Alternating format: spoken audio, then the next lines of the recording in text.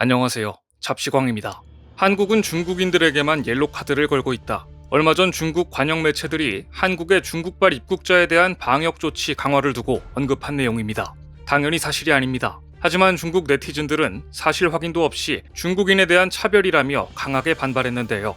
한구15, 펑파이 신문 등 중국 매체는 한국이 중국인 입국자를 대상으로 육안으로 식별할 수 있게 노란색 카드를 목에 걸게 하고 범죄자처럼 중국인을 지정된 구역에 끌고 가고 있다. 이를 직접 겪은 누리꾼들의 폭로로 거센 불만이 일고 있다라는 자극적인 내용을 보도했습니다.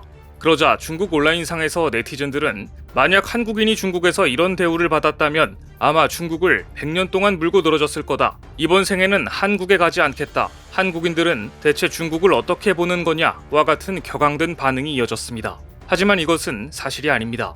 중국의 주장과 달리 한국은 중국에서 입국하는 모든 입국자들에게 PCR 검사를 받아야 한다는 노란색 팻말의 목걸이를 착용시켰습니다. 노란색 역시 옐로 카드의 의미는 전혀 없고 눈에 잘 띄는 색이라서 결정된 것뿐이었습니다. 하지만 중국 관영 매체들은 이 점을 교묘하게 왜곡하여 한국이 중국인들에게만 옐로 카드를 준다는 거짓 기사를 쏟아내 두 나라 사이를 벌어지게 만들었습니다. 특히 중국의 한 매체는 옐로 카드를 목에 걸고 지정된 장소에서 PCR 검사를 받는데 이런 조치는 중국인만 겨냥하고 있다고 전했습니다. 즉 중국인들만 따로 선별해서 조치를 취하고 있다는 내용인데 전혀 사실이 아닙니다. 공항 검사센터로 가는 길 안내를 위해 노란색 목걸이를 이용하도록 한 것이고 이는 중국 국적자뿐만 아니라 모든 국적자들에게 동일하게 적용된 것입니다. 그런데 최근 들어 중국 언론들의 이런 보도는 누워서 침뱉기가 되고 말았습니다. 중국에서 정말 한국인들만 콕 집어 차별하는 조치를 발표했기 때문입니다. 이 조치는 그야말로 한국만 겨눈 PCR 검사였습니다. 중국은 지난 1일부터 한국발 입국자에 대해서만 코로나19 검사를 시작했습니다. 그런데 입국자 중 자국민은 쏙 빼놓고 한국인이 절대 다수인 외국인만 검사해 국적 차별 논란이 불거질 정도였습니다. 이것은 중국 당국의 일련의 조치가 한국에 대한 보복성 조치라는 것을 스스로 드러낸 것입니다. 주중 한국 대사관 등에 따르면 중국은 2월 1일 옌지와 난징, 항저우, 광저우, 웨이하이, 우한, 선양 등으로 들어온 한국발 탑승객 가운데 중국인을 제외한 외국인에 대해서만 PCR 검사 또는 신속 항원 검사를 실시했습니다. 한국은 중국발 입국자에 대해 국적을 불문하고 검사를 의무화하고 있습니다. 중국에서 온 입국자라면 한국인이든 중국인이든 영국인이든 검사를 한다는 이야기입니다. 하지만 인천발 중국 선양행 여객기에서 내린 사람들은 외국인만 PCR 검사를 받았다. 방역 담당자가 집으로 가서 결과를 기다리라 라고 말했다고 증언했습니다. 사실 말이 외국인이지 한국에서 옌지, 항저우, 웨이하이, 선양 등으로 가는 비행기에는 한국 국적의 승객이 대부분입니다. 그런데 중국의 보복 조치는 급조한 티가 너무 심하게 났습니다. 양성으로 확인되면 어떻게 되는 것인지에 대해서는 구체적으로 말해주지 않고 집으로 가서 결과를 기다리라는 말만 했다고 합니다. 얼마나 급하게 만들어진 조치인지 방역 당국조차 확진이 되면 어떻게 할 것인지에 대해 세부한 조차 마련하지 못한 것이었습니다. 앞서 중국 정부는 한국발 입국자에 대해 코로나19 전수검사에 나선다고 밝혔는데 이것은 우리 정부가 중국발 입국자에 대한 방역 규제를 해제하지 않고 더 이어가기로 하자 자신들도 강도 높은 맞대응을 한 것이었습니다. 하지만 중국은 자국민은 검사 대상에서 제외하고 외국인이라고는 하지만 결국 한국인만 검사를 한 것입니다. 코로나19 바이러스가 중국인만 알아보고 비켜가는 게 아닌데 왜 이렇게 국적에 따라 차별하는 검사를 하는 것인지 그저 보복이라고밖에 볼 수 없는 행동을 하고 있는 것인데요. 더구나 중국은 일본만 비자 보복을 해제하고 한국을 유지하는 옹졸한 모습까지 보였습니다. 일본에 대해서는 비자를 다시 발급하기로 했는데 한국에 대한 보복 조치는 거두지 않은 것입니다. 일본은 중국발 입국자에 대한 PCR 검사를 의무화했지만 비자는 제한하지 않았습니다. 일본은 이 때문에 비자 발급 중단이 비례성의 원칙에 어긋난다고 항의해왔고 이번 조치도 이런 점이 반영된 것으로 보입니다.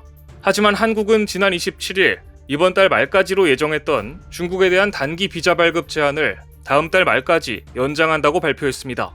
그러자 한국에 대한 비자 보복을 연장한 것입니다.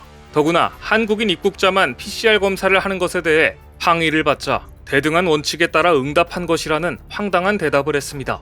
그러나 한국인만 PCR 검사를 한다는 중국의 주장이 얼마나 터무니없는 행동인지 확인해 보겠습니다. 최근 공개된 중국의 자료는 중국인들에게조차 큰 충격을 안겨주었습니다. 중국이 도시 봉쇄로 수많은 사람들을 고통스럽게 하면서 고집해온 제로 코로나 정책이 얼마나 허상이었는지 여지없이 드러났기 때문입니다. 중국에서 그토록 강력하게 봉쇄를 하고 검사를 했는데도 코로나 확산세가 빠르게 진행되는지 이해가 가지 않았는데 이번에 그 이유가 밝혀진 것입니다.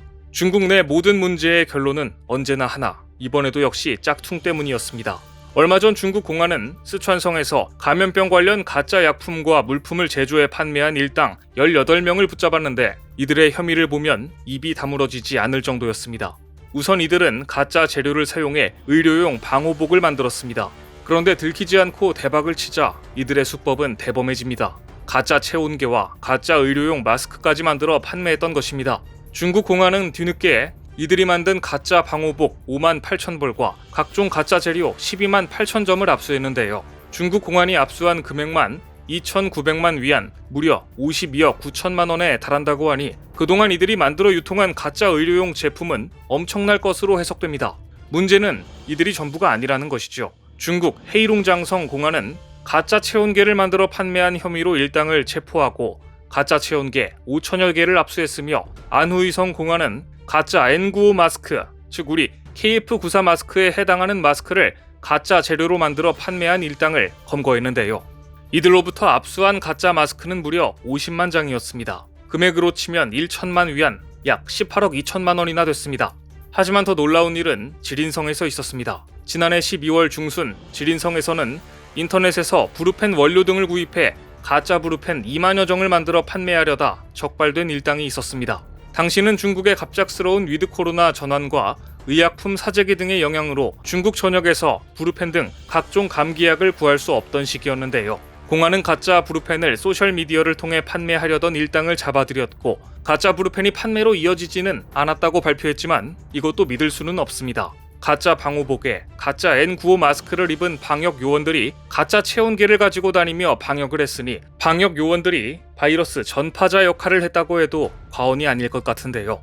가짜 백신을 만들어 팔아 세계를 경악시켰는데 생명이 걸린 의료용품까지 가짜를 만들어 장난을 쳤으니 국가적인 재난 앞에서도 돈을 벌 목적으로 가짜를 만들어내는 습관은 여전했던 것입니다.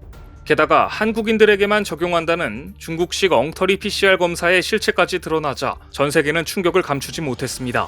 이 영상 속의 중국 방역 요원은 마스크는 턱 아래로 턱스크를 한 채로 면봉을 코에 넣었다가 몇 번 휘휘젓고는 내려놓습니다. 검사 자체에 대한 관리가 저렇게 허술했다는 것이 충격적입니다. 가짜 방호복, 가짜 마스크에 저렇게 허술하게 검사를 했다니 아무리 제로 코로나 정책을 편들 이런 기본적인 의료기구와 기본적인 의료 수칙조차 지키지 않는 방역 요원들이 무슨 방역을 했을지 의문입니다. 이러니 중국인들은 PCR 검사를 받다가 감염병에 걸렸다는 말이 나오는 것도 과언이 아닙니다.